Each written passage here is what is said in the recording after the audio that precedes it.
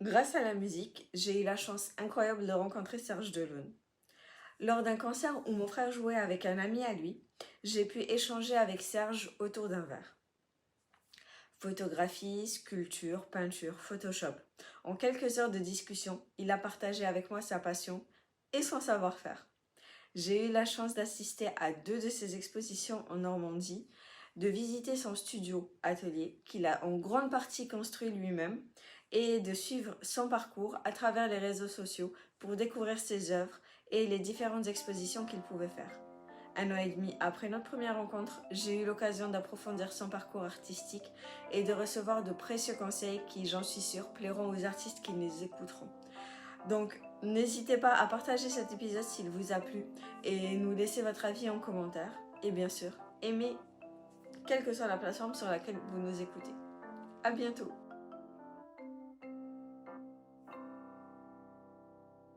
Déjà bonjour pour la vidéo. Bonjour. Bonjour. Du coup, je vais commencer par les 2 premières questions de base.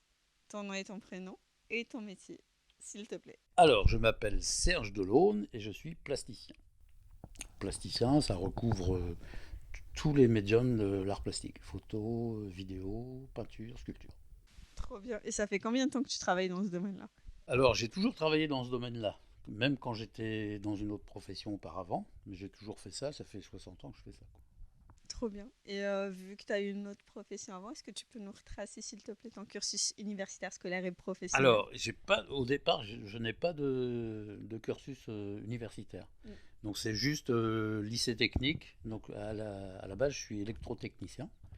Donc j'installais des automates programmables dans toutes les grosses entreprises comme Renault, l'huile de sueur, tout ça. Mm. Ce qui m'a permis par la suite de faire des automates sculpture, Mm.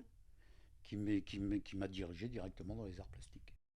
Trop bien. Et tu as commencé, du coup, tu nous as dit que tu avais commencé les arts plastiques depuis tout petit. Et c'est vers. Déjà, comment tu l'as découvert? Alors mon premier concours, mon premier prix de peinture, j'avais 5 ans. Et c'est maintenant, c'était dans une maternelle à Fécamp, et c'est maintenant l'école municipale d'art plastique. Ah, c'est fou comme Donc c'est quoi. curieux, c'est Ouais. une coïncidence sympa. Et l'un de tes 2 parents était dans le domaine ou pas du Aucun. tout? Même dans ma famille, il n'y a personne. Il y a des musiciens, mais il n'y a pas de plasticiens. Ah, c'est fou. Donc, tu t'es découvert ton monde un petit peu tout seul, quoi. Bah, je me suis fabriqué mon monde à partir de 5-6 ans. Donc c'est un univers un peu onirique au départ. Et puis après, a été planifié, enregistré, des cours, beaucoup de travail. Au départ, beaucoup de travail. Et puis après, des diplômes. J'ai repassé mes diplômes tard. Après avoir découvert dans l'entreprise où tu étais ce. Bah, quand j'étais électrotechnicien, donc je montais mes automates programmables, je faisais déjà de la peinture, je faisais des sculptures cinétiques, c'est-à-dire elles se déplaçaient, tu passais devant, il y avait un bras qui bougeait, une jambe, c'était curieux, les gens ils regardaient ce qui se passait. Et à partir de là, j'ai laissé tomber mon boulot pour ne faire que ça. Et c'est à partir des années 80 que j'ai commencé à passer des diplômes pour être enseignant en art plastique dans les municipalités, écoles d'art. Mm. Et après, j'ai continué mes diplômes dans les années 2000 pour passer des DNCEP à l'école supérieure d'art du Havre. Trop bien. Et c'est un petit peu une question indiscrète, mais j'aime bien aborder cette question-là parce que les jeunes qui commencent dans le domaine de l'art, c'est un peu flou pour eux, mais à partir de quel moment tu as pu te dire je peux en vivre totalement? Du coup, à partir de quel moment où tu as commencé à passer tes diplômes, mais avant ça, est-ce que tu as pu vivre de ton art réellement? Alors, à partir du moment où j'ai décidé de ne faire que ça, j'étais à la fois prof et en même temps je faisais beaucoup d'expos. Donc là, je commençais à vivre de mes expositions. Mm. Et c'est après que j'ai passé mes diplômes à À l'université. l'université. Donc, à la base, tu as déjà pu commencer à en vivre enfin, juste grâce à tes expos. Bon, en plus, ton travail de prof, mais tu pouvais en vivre, quoi. Tu C'est pouvais ça. payer tes Donc factures et tout. déjà avec mon travail de prof, je vivais correctement. Et à côté de ça, je commençais à vivre de mes expos. Ça date des années entre 75 et 80. Trop bien. Et à cette époque-là, c'est vrai qu'il n'y avait pas forcément les réseaux sociaux, etc. Mais comment t'es arrivé à te faire connaître? Parce que c'est pas forcément une chose qui se fait facilement, Même maintenant, malgré les réseaux sociaux, il y a beaucoup trop de contenu et tout. Mais comment tu arrives à te faire connaître et à faire ces expos-là, Alors, à t'imposer? au départ on expose un peu partout, dans les restos. Surtout à l'époque, c'était commun. Mm, Et après, il y a quand même les centres culturels qui existaient, mm, les MJC. Donc, on commence à intervenir en exposition dans ces lieux. Et à partir du moment où on est vu souvent, donc on est appelé, après on fait de moins en moins de démarches.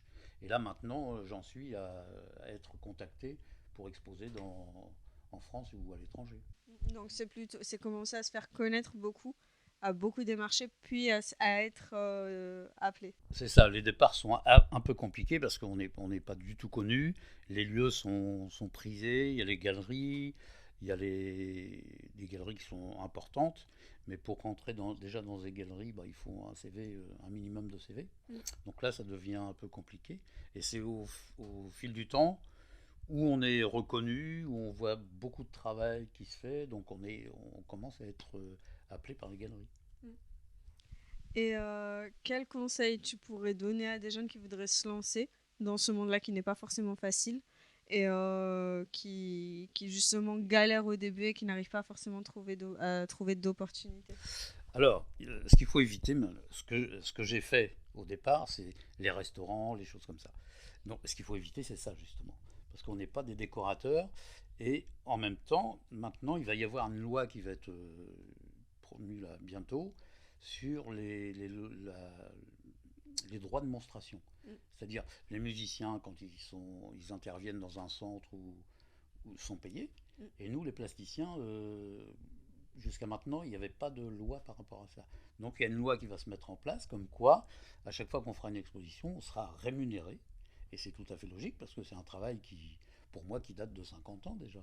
Mm. Donc pour les jeunes, eh bien, il faut se diriger vers les galeries, vers les centres culturels, et puis éviter de faire les décorateurs de restos ou de boulangerie, quoi. Mm.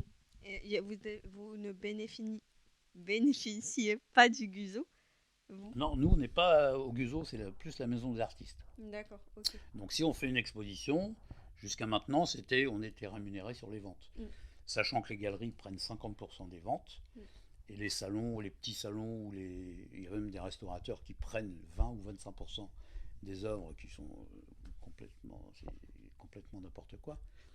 Donc nous, on est à la maison des artistes. Maintenant à l'URSSAF Limousin. D'accord. Et à part la difficulté du début de se faire connaître, quelle a été la plus grosse difficulté que tu as rencontrée durant ton cursus?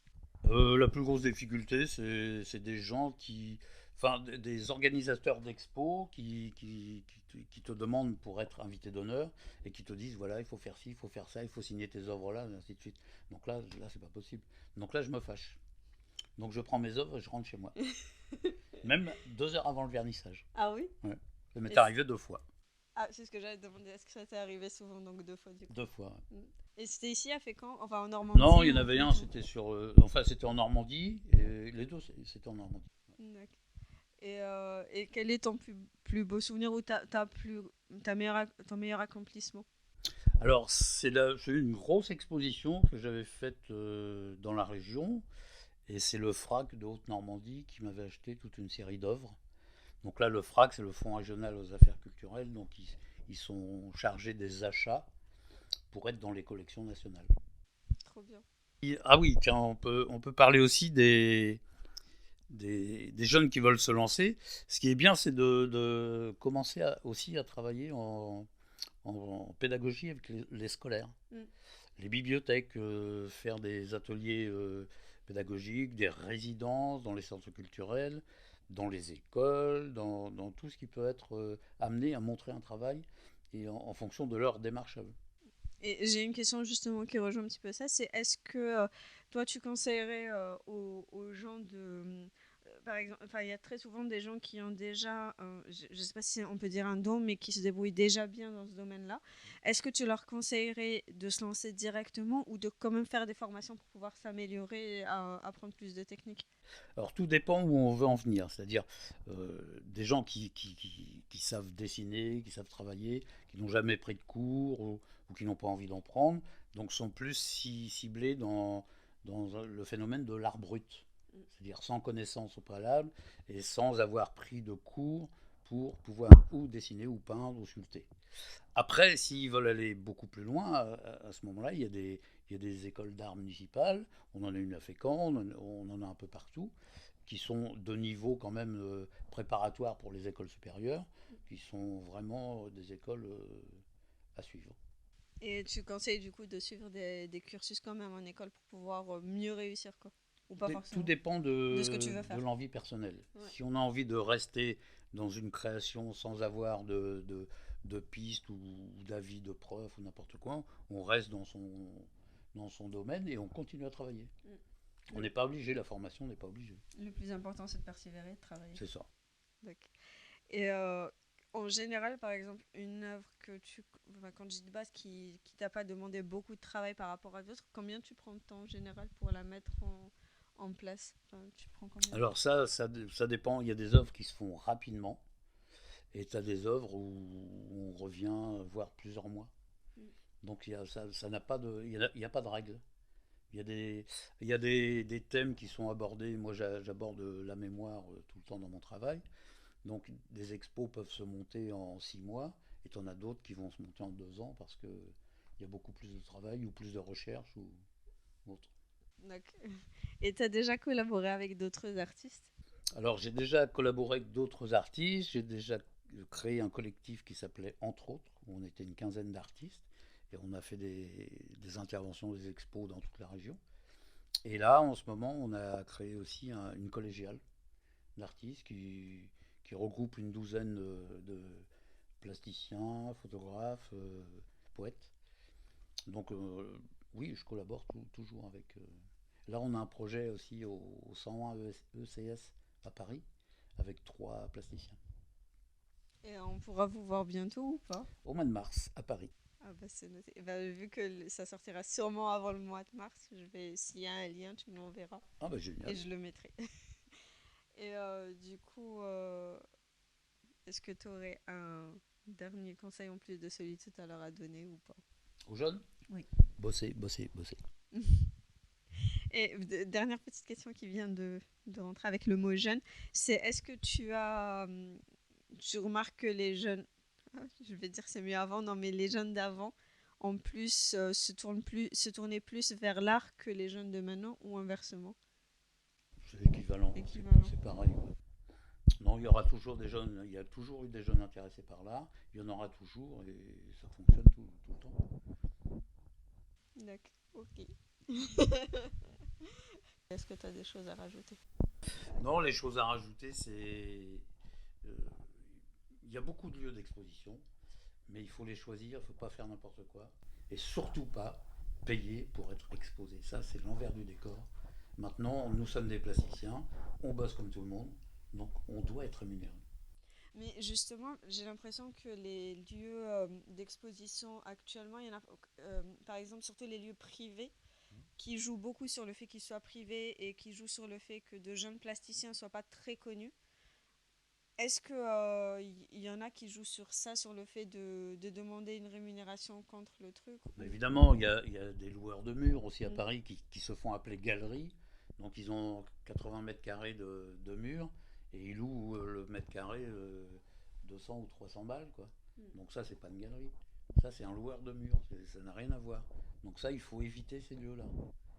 Il faut éviter ces lieux-là parce que de payer pour être présenté, la galerie, elle fait un succès fou, évidemment, puisque s'il y a 10 artistes, ça fait 10 fois 200 euros, donc c'est génial. Elle a même pas de com. Et en plus, par moment, elles prennent encore 10 ou 20%. Sur les ventes. Donc ça, il faut éviter ces lieux-là. Mm. Ça, c'est pas du tout des galeries, ce sont des loueurs de murs. D'accord. Et est-ce que par exemple tout ce qui est musée, c'est facile entre guillemets à atteindre ou à aller Alors, exposer chez c'est eux? pas forcément évident. Mm. Là, je sors d'une expo c'était à Condé-sur-Noireau, au musée de Condé-sur-Noireau, qui était sur le livre, c'est une expo fabuleuse. Donc là, j'ai été contacté, mais pour des projets dans des musées, il faut un projet, il faut l'appuyer, il faut que ça fasse partie du patrimoine, du territoire. Donc après, on peut proposer, Mm. on peut aussi être refusé. Ça, il faut le savoir. Aussi, oui, c'est On logique. n'est pas forcément obligé d'être accepté partout, même encore maintenant, je ne suis pas accepté forcément partout. D'accord.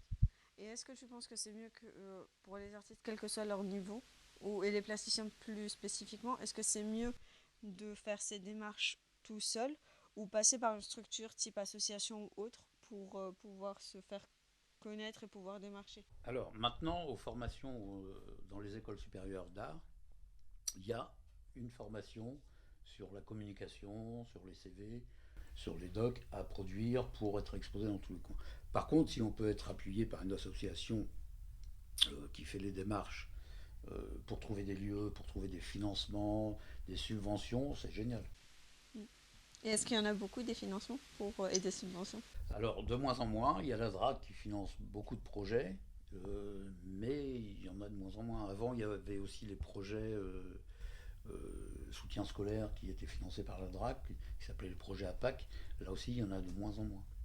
Mais on peut proposer des dossiers pour être accepté dans des classes découvertes. D'accord, trop bien. Et est-ce que tu penses que les réseaux sociaux peuvent être bien ou un tremplin pour se faire connaître ou pas du tout? Alors, les réseaux sociaux servent aussi à présenter beaucoup de travail. Il arrive que ça soit bénéfique parce qu'il y a des retombées, donc oui, il faut le faire. Oui. D'accord. Ouais. N'hésitez pas à partager cet épisode s'il vous a plu et nous laisser votre avis en commentaire. Et bien sûr, aimez quelle que soit la plateforme sur laquelle vous nous écoutez. À bientôt.